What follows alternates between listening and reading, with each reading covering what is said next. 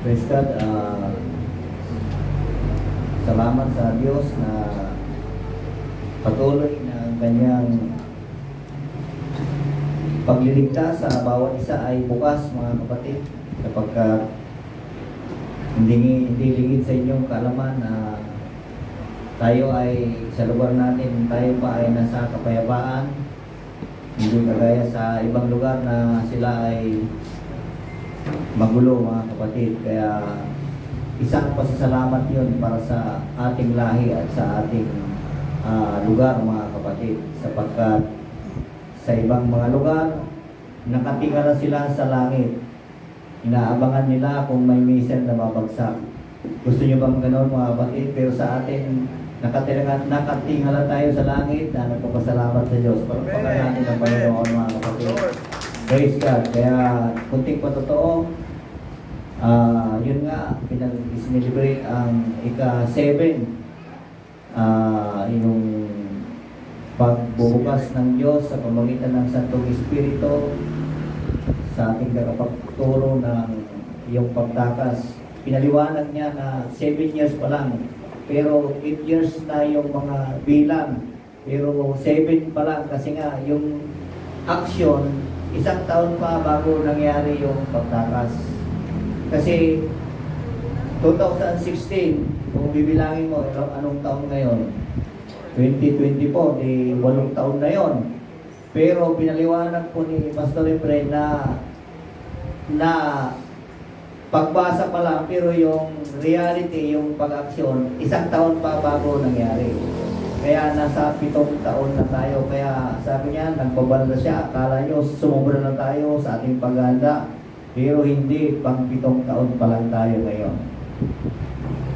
Kaya medyo alert sila ngayon doon na akala nila sumubra na, hayahay na ang buhay ng iba, wala na, hindi na totoo yung mga paghahanda at kuwan. Yung pala, 7 taon pa lang exactly noong October 16, nandun din ako. Merkulis po yun, mga kapatid.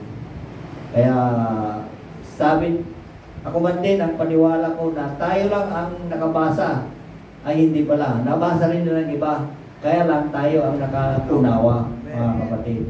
Palakpakan natin ang Panginoon, mga kapatid. Kasi kakaiba talaga, mga kapatid. May mga paghahanda rin sa ibang mga grupo o sekta, ano pa mang bagay, pero yung exact word o understanding ay wala sa kanila, mga kapatid. Kaya pinapasalamatan ko ang Diyos. Yung salita ko nga, bukas pa, mga kapatid. Kasi maging din man ako ay late na rin. Kaya mapalad yung mga nauna. Dahil relax na sila doon. Ang term nga nila doon, nakaka-high blood na daw doon. Sa ngayon, mga kapatid. Kasi sobra-sobra ang gulay, mga kapatid. Pinapahingi na lang nila. Aros hindi nila. Kaya sabi na, nakaka-high blood na daw. Ay, sabi namin, sabi ko naman, pati yung mga trabahador, kasi andun yung trabahador ko. Baliktad naman kayo dito, sabi niya. Ito yung mga hanap namin. Ito yung gusto namin. Nare-relax sila. Kaya, puri ng Panginoon. Maging yung asawa ni Sister Sol, gusto niyang manirahan doon. O tayo na mga manapasya na hindi pumunta rito, gusto niyang manirahan doon. Ito, napakaganda rito. Tahimik, sabi niya, parang nare-refresh ako dito, sabi niya. Gusto niyang manirahan. Pwede mo din ba kung magtayo ng bahay dito? Sabi ba naman niya sa akin, mga kapatid? Hindi ko alam kung anong nararamdaman din niya, mga kapatid. Kaya, puri ng Panginoon. Kaya, isang pasasalamat muli na 2 weeks po akong nandito. 2 weeks kami nandoon. Nung nag-chat kayo, Friday, pabiyahe na kami noon. Kaya hindi na kami bumalik.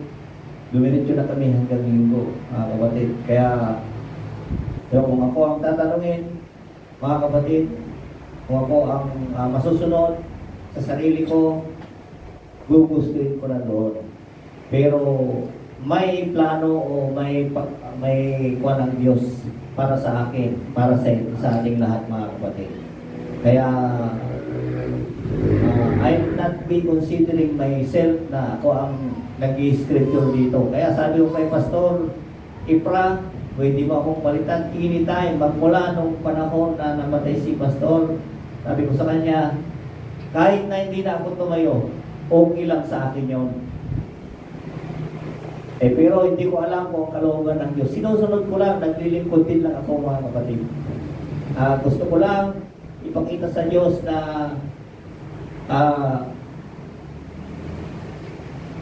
kung ano bang gusto niya sa akin, yun ang susundin ko. Kaya hindi ko alam kung malulungkot kayo o matutuwa kayo pag wala na ako dito. Pero ako sa sarili ko, naglilingkod ako sa Diyos, hindi sa tao. Purihin ang Panginoon mga kapatid. Kaya hindi ko masasabing pinagpala na ako ngayon kasi wala pa ako doon. Naintindihan ko ang salita. Masasabi ko na sa sarili ko kung pinagpala na ako, kung nandun na ako mga kapatid. Maraming bagay na naunawaan ko sa ngayong panahon mga kapatid. Hindi biro po mga kapatid ang mangyari. Yung pastor sila, Pastor Ipra, hindi ko alam kung kanyang ipaliwanag yung Great Tribulation sa kanyang sarili. Hindi ko alam. Ako man din, hindi ko kayang ipaliwanag sa aking sarili kung anong Great Tribulation na yan, kung anong mangyayari. Kaya sa mga anak ko, sabi ko sa kanila, huwag na muna kayong maganak. Parang awa nyo na. Huwag na muna kayong magbuntis. Sa totoo lang. Kasi pag dumating tayo sa punto, baka ako ang unang mamomroblema. Bilang lolo, lalo na kung kamukha ko yung mabugo. Kaya mahirap. Napakahirap yun.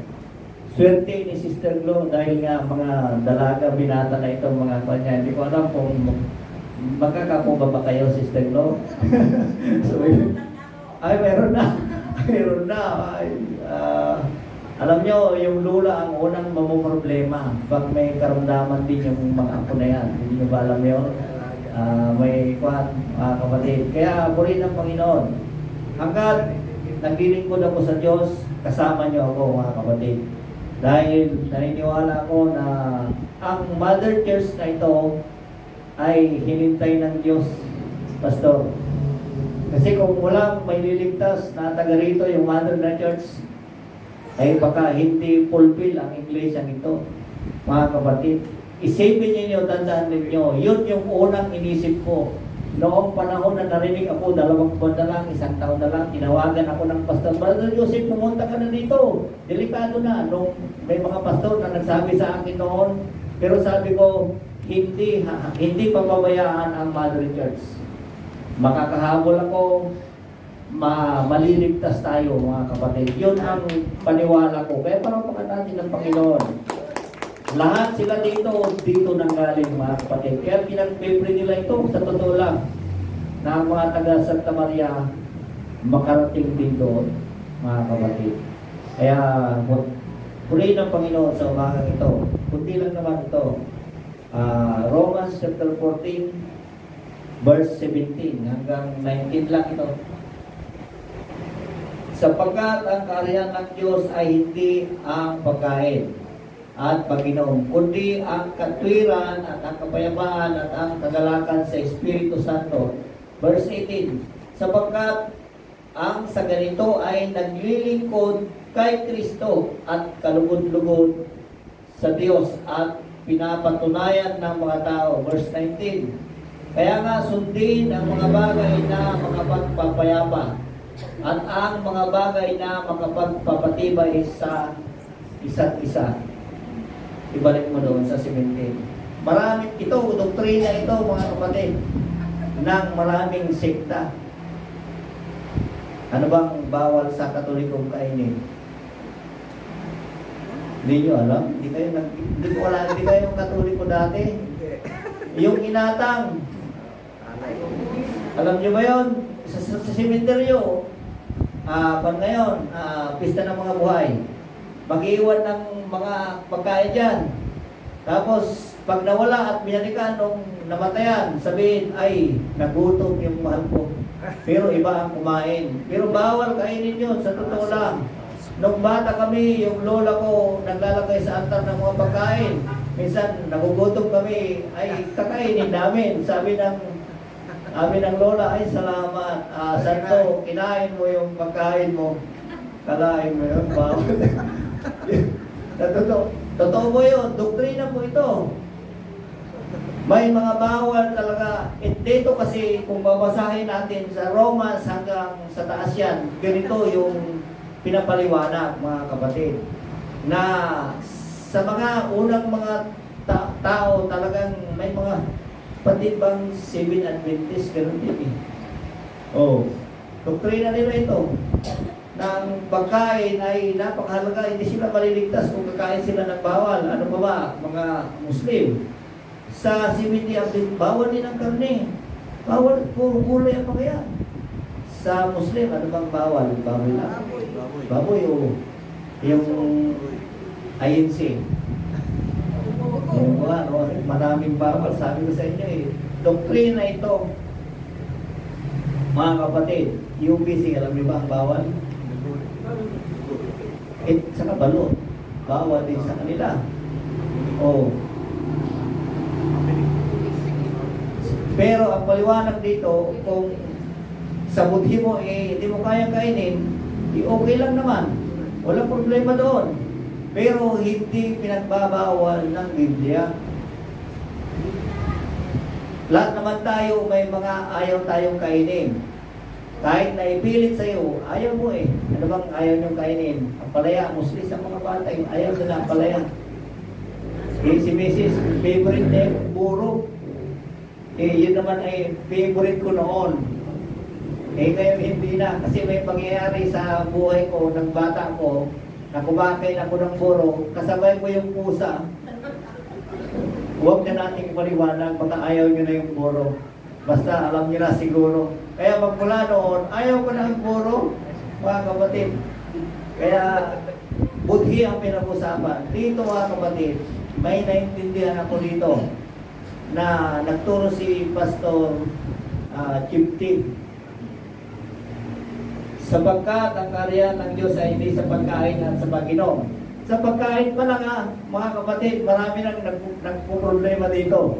Marami nang bawal lahat. Si Pablo, kahit na inyatang mo yung santo, si Pablo, basta pinag-pray niya, pinasalamatan niya, kakainin niya.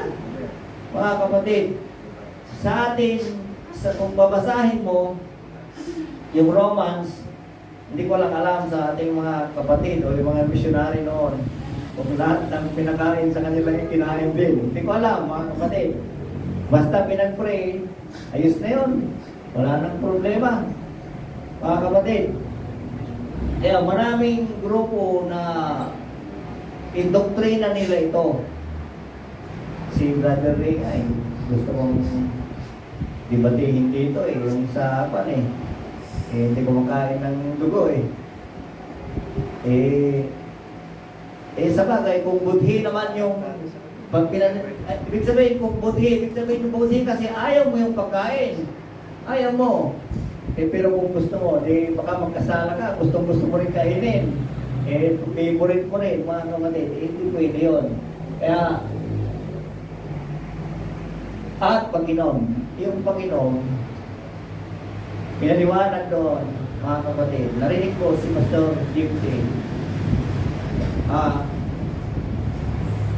Kasi nga, dito, sabi niya dito, hindi natin mabasahin kasi haba. Huwag tayong maghatulan. Kung nakita niyo yung kapatid na mahina, ibig sabihin, magiginom ay huwag mong hatulan. Na siya ay magiginom, na siya ay lasing ko, huwag mong hatulan. Basahin niyo dito sa pataas, basahin niyo yan. Sabi doon, huwag mong hatulan. Bakit? Sabi niya, kaya nga sinabi ni Apostol mo, ang pagkain at pag-inom ay sabi dito, sapagkat ang karya ng Diyos ay hindi tungkol sa pagkain. Basahin natin sa Matthew chapter 15 verse 18. Sabi niya si Pastor Jimty, dapat maging mag-grow tayo. Yung kaunawaan natin tumaas. Mga kapatid, datapot ang mga bagay na lumalabas sa bibig ay sa puso nanggagaling at siyang nakakahawa sa tao.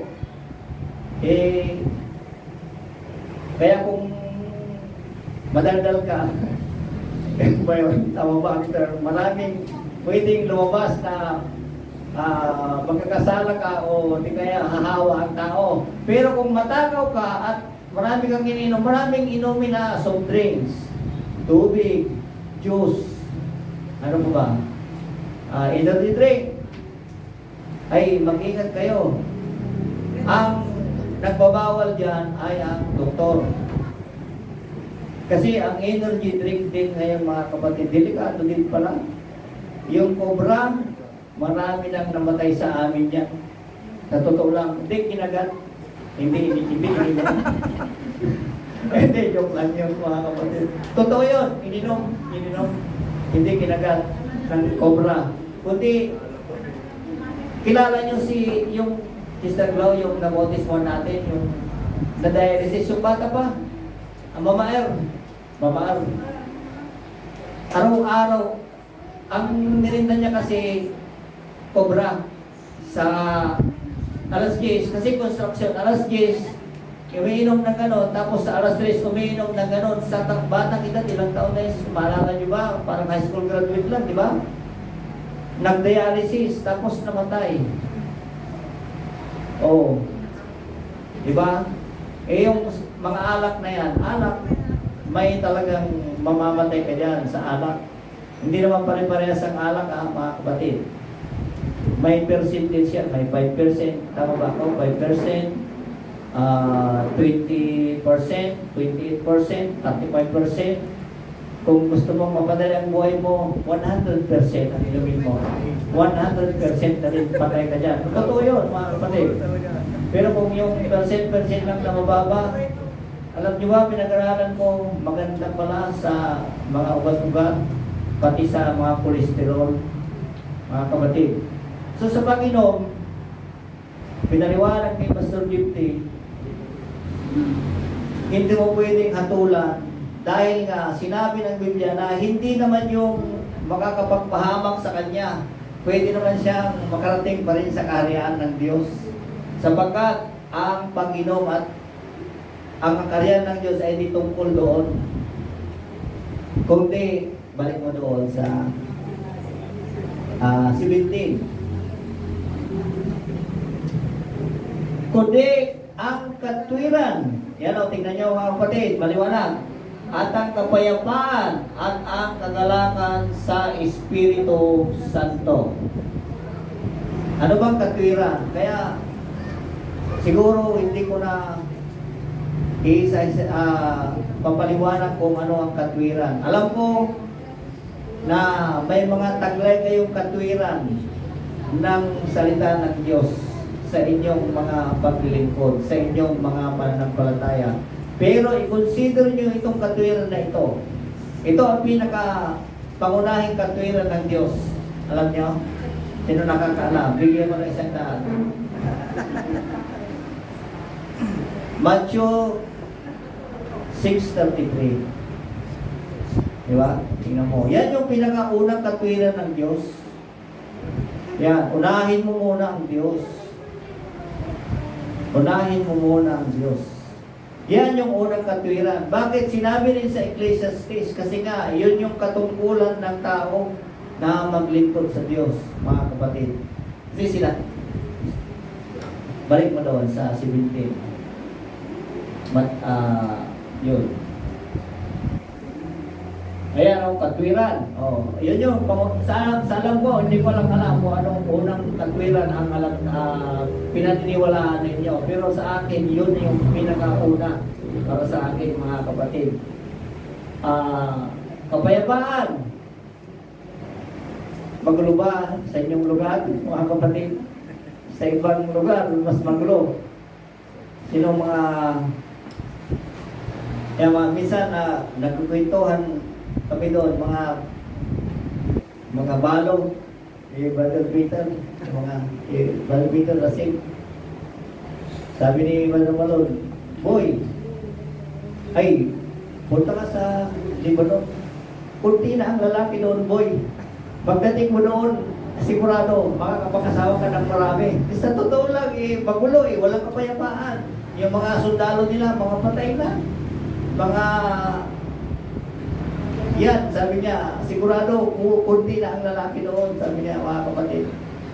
Wala kasing kapayapaan. Kaya, salamat sa Diyos at sabi ko nga, binibiro ko sila doon, tumingin na kayo sa langit. Baka may mga rockets na dumatay. Kasi ang Israel, mayroon silang shelter. Kahit na nasa kalsada sila, pag nagsirena, papasok pa agad sa mga bunker nila. Tayo, pag may nakita tayo dyan, saan tayo pumunta? Patay tayo kung nasa tapat mo yung missile. Ay, huwag ko lang kung alam niyo ba yung ballistic missile ng Israel? Kung gaano kalakas? Ang ballistic missile na mga special na ballistic missile nila,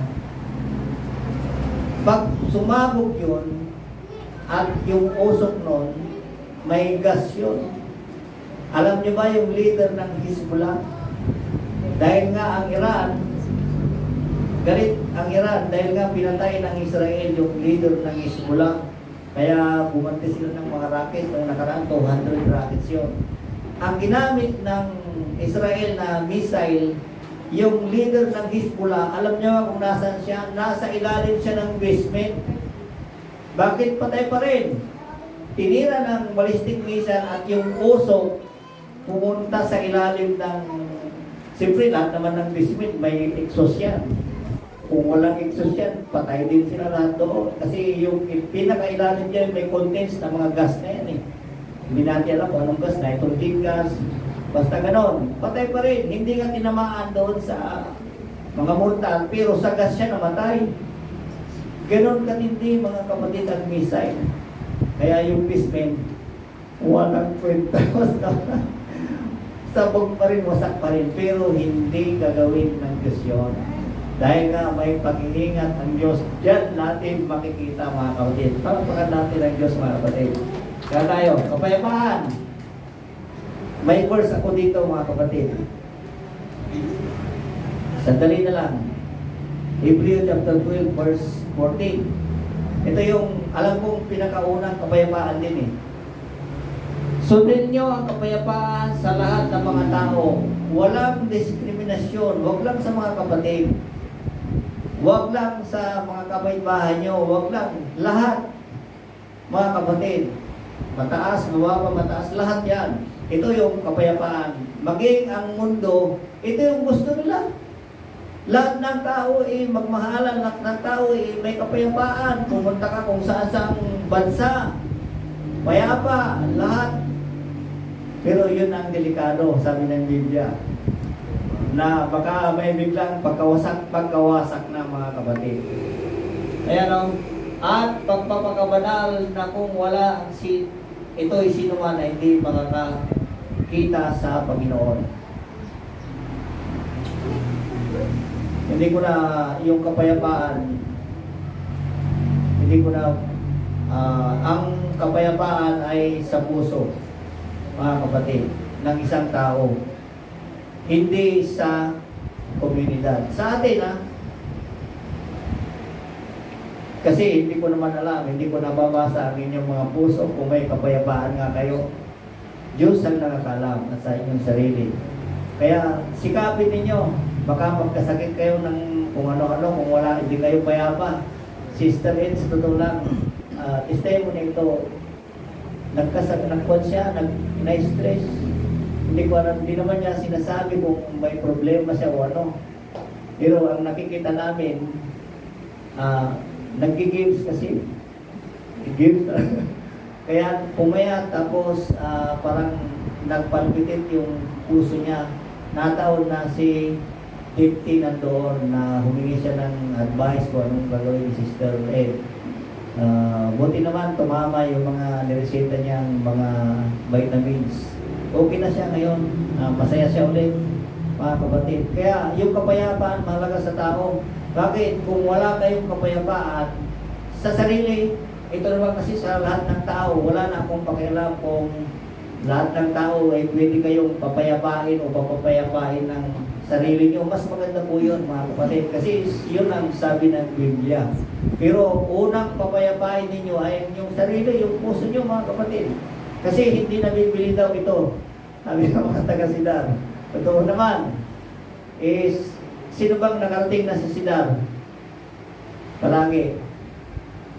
Sa tingin nyo, may kapayapaan ba kayo? Palakpakan natin ang Panginoon. Praise God. Kagalakan. Tatlo ito eh. Sinong may reverse itong kagalakan? Sinong may reverse ito? 1 Thessalonians. Magpasa tayo mga kapatid. 5:16. Ayan. Biblical to mga kapatid ha. Sino bang may problema na nagagalak pa rin? Mahirap kaya yun mga kapatid. Kaya nyo ba yun? Mahirap. May problema ka pero nagagalak ka pa rin. Sa anong paraan? Sa anong dahilan? Ano bang dapat mong ikagala kahit na may problema ka, kahit na mahirap ang buhay? Pagkain. Alam niyo ba ang pagkain? Yan yung unang pinaka-problema ng tao. Hindi nagagalak ang tao kung walang pagkain, mga kapatid. Generally, hindi lang sa pagkain, lahat ng pangangailangan ng tao, hindi lang sa pagkain, ha? Pero yun yung pinakaunang kailangan ng tao. Di ba kayo problemado kung wala kayong pambili ng ulam? Kung wala kayong kakainin? Kung anong kakainin niya susunod na mga araw, mga kapatid? Hindi nyo ba i-apply ito? Imposible, mga kapatid. Imposible. Pero kung alam nyo ang salita ng Diyos, magalak kayo lagi, purihin ang Panginoon. Dahil wala kaming ulam, purihin ang Panginoon. Dahil mahirap kami. Purihin ang Panginoon dahil mahirap kami. Bakit? Kung mayaman kayo, diabetes kayo. Baka nagda-dialysis kayo. Baka high blood kayo. Pagkain. Hindi nga pinagbawal ng Biblia, pero pagsobrahin niyo yung pagkain. Ewan ko lang. Lahat ng sobra, mga kapatid. Kung may pabili kayo ng maintenance, okay lang naman, kumain lang kayo ng kumain. Kung wala, salamat at naging mahirap tayo. Gulay, mga kapatid, ang solusyon. Doon, pinapromote nila ang katawan, pagpapalakas ng katawan. Kasi, yung spiritual na pamumuhay natin, kailangan din ng katawan. Kasi, maharap tayo sa matinding tribulation, gutom, lahat. Kaya palakasin nyo ang katawan. Mayroon pa akong isang verse. Romans chapter 12, verse 12. Sa kagalakan, 12:12. Magalak kayo sa pag-aasang ito ang pinakamahalaga, mga kapatid. Magmatiisin sa kapigatian. Ito na. Magmatyagain sa pananalangin. Amen. Yung kagalakan natin, kahit na may problema, kahit na anong mangyari, dahil nga alam natin ang salita ng Diyos, mga kapatid, ay dahil sa may pag-asa tayo sa mabuhay. Huwag natin mamatay. Kaya niya muna sa Panginoon. Isang magandang umaga sa inyo lahat, mga kapatid. Yun ang mga salitang nararapat natin laging ipamuhay. Amen? Kapayapaan, kagalakan, kabanalan. Ano ba? Yun lang. Yung tatlo lang na yun. Magiging panatag tayo sa buhay na ito. Amen? Kapayapaan, kabanalan, at kagalakan. Amen. Yung mga bagay na yun. Huwag na natin hangarin yung ano mang bagay pa. Kasi kung kontento ka na sa lahat ng mga bagay, payapa ka, panatag ka, kakain na ng tuyo, masarap na. Okay? Pwede na. Makaka-survive na tayo. Kaya nang mabuhay na masaya. Sapagkat ang mahalaga lang naman sa atin ay may pamuhay natin ang ating buhay na ito, na ang goal natin ay malugod ang Diyos sa atin. Amen. Actually, yung yung sa akin, yung nangyari sa akin, kung follow mo ito, sabi ko, Martes, ay Sabado o Linggo, gagaling. At nakipagano ako sa Panginoon. Nangyari nga, Linggo, ng madaling araw, dahil galing kami ng Region 1, nag-take ako ng gamot. So it will affect until 9 o'clock. 8 hours kasi. So 9 o'clock, pinapakinamdaman ko, okay na. Hanggang sa kinabukasan, okay na siya. Kaya salamat ako sa Panginoon. Nagaling ako ng Panginoon ng Linggo. Kasabi ko, paano? Naging panata ako sa Panginoon. Healthier living and holier living. Kita niyo? Healthier living and holier living. Pati sa pagpapakabanal, akala natin sa buhay natin o sa ating sarili ay ganap na tayong nabubuhay sa salita ng Diyos. Huwag nating limitahan sa ganon. Kumbaga, mas bigyan pa natin ng pagkakataon na maabot pa natin ang mas banal na pamumuhay. Amen. Mas banal na pamumuhay. Doon mga kapatid, ang kapayapaan, madaling darating, ang kagalakan, madaling mong matatamo, at yung ikaw ay payapa sa lahat. Payapa ka sa lahat kasi wala kang iniisip na kung ano man. At wala ka rin sa sarili mo, wala kang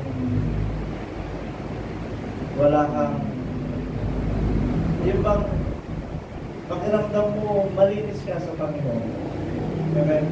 Ang sarap ng ganong nung pamumuhay, ang sarap ng ganong pakiramdam na ikaw ay anytime pwedeng gamitin ng Diyos patungkol sa pagpapala, pwedeng gamitin ng Diyos patungkol sa pagpahayag ng salita. At maramdaman mo rin naman na magiging pagpapala ka. Amen. Sa mga nakasalaman mo. Amen. Yan lang ang i-goal natin sa sarili natin. Amen. Yung ganong klaseng pamumuhay. At ang biyaya ng Diyos ay darating sa atin. Pagdating naman sa kautusan, wala na tayo sa ilalim ng kautusan sapagkat tayo ay nasa pananampalataya. Galatians 3, verse 3.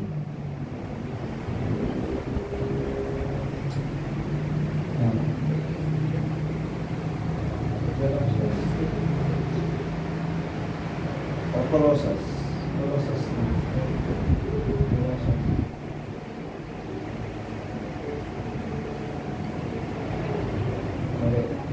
Galatians 5, 23.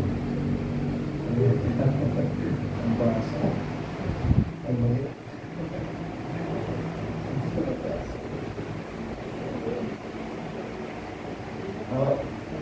Bago dumating ang pananampalataya, tayo ay nasa ilalim ng kautusan. Sabi ng nakasulat. Sa mula kasulat. Kung nasa walang mali, dito na. Na-misread ko. Pero yun ang nakasulat. Bago dumating ang pananampalataya, tayo ay nasa ilalim ng kautusan. Pero tayong nasa pananampalataya na, ay wala na sa ilalim ng nagkapagturo. Wala na tayo sa ilalim ng kautusan. Sa anumang bagay na inuutos mula noon. Actually, sa bagong tipan, ang utos ay naging dalawa na lang. Ibigin mo ang Diyos ng higit sa lahat at ibigin mo ang iyong kapwa ng gaya ng iyong sarili. At sabi ng Romans, ang pag-ibig ay ang siyang kaganapan ng kautusan. Yan ang ating pairali. At sa buhay na ito, tayo ay magiging payapa at tamat. Hindi na natin kailangan na pagpaliwanagan pa ng kung ano-ano sa banal na kasulatan. Simulan natin sa mga ganong bagay at darating na sa iyo ang unawa sa pamagitan ng iyong pakikinig, sa pamagitan ng pag-aaral, sa pamagitan ng pagbabasa. Amen. Dahil ang Espiritu ng Panginoon ay siyang laging sumasabi. Amen. Purihin ng Diyos. Kaya tayo po yung sa tayo mapatid. At dumulog sa Panginoon. Salamat sa Diyos. At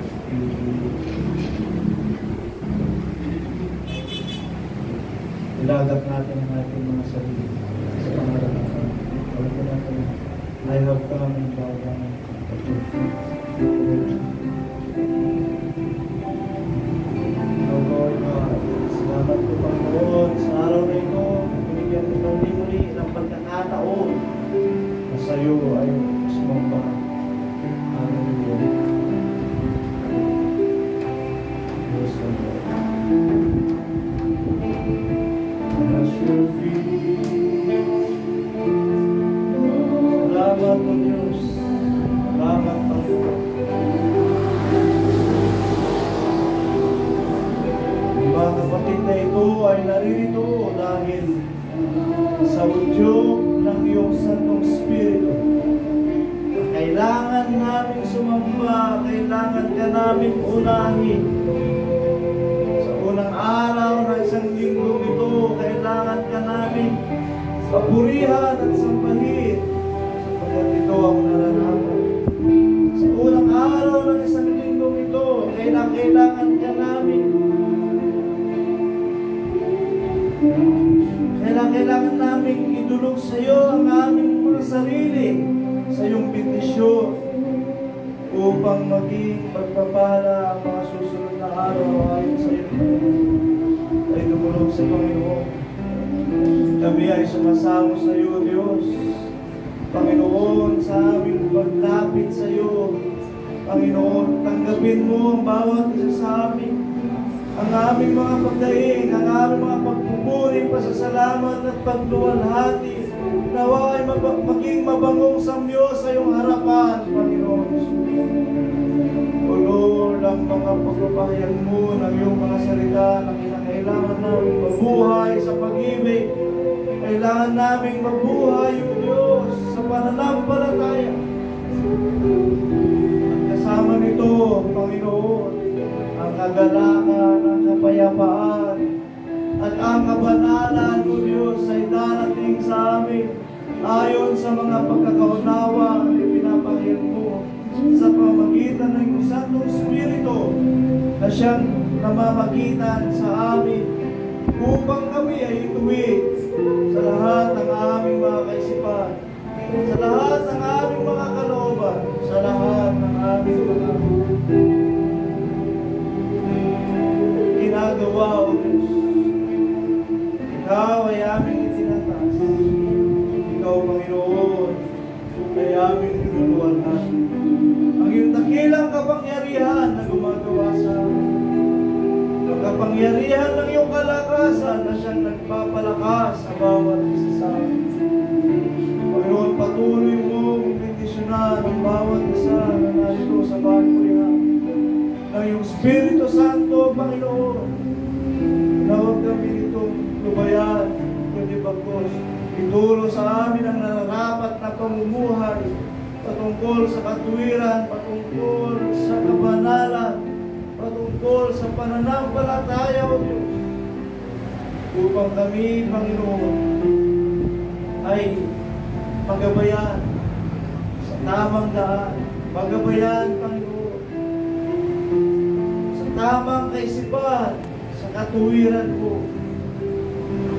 At kung anong maaaring pamuhay ang nais namin pamuhay, lalong-lalo na aming maganap ang iyong magpapahayag sa amin ng pag-ibig mo, Diyos, upang magkaroon kami ng kapayapaan sa bawat isa at magkaroon kami ng kapatagan sa buhay na ito, sapagkat alam namin na ikaw ang sa amin, O Diyos, ay pumapatnubay at alam namin na ikaw sa amin ang siyang nagtutuwid ng aming mga tao. Salamat po, Panginoon, sa lahat ng mga bagay na ito. Salamat sa palo. Salamat sa pagtutuwid mo sa amin. Salamat, O Diyos, sa pagkalinga mo sa bawat isa. Oh God, nawa dumaloy ang Espiritu, Panginoon, ng kapayapaan mula sa isang dako na yung itinatag, O Lord, na mapapansin namin at naunawaan namin.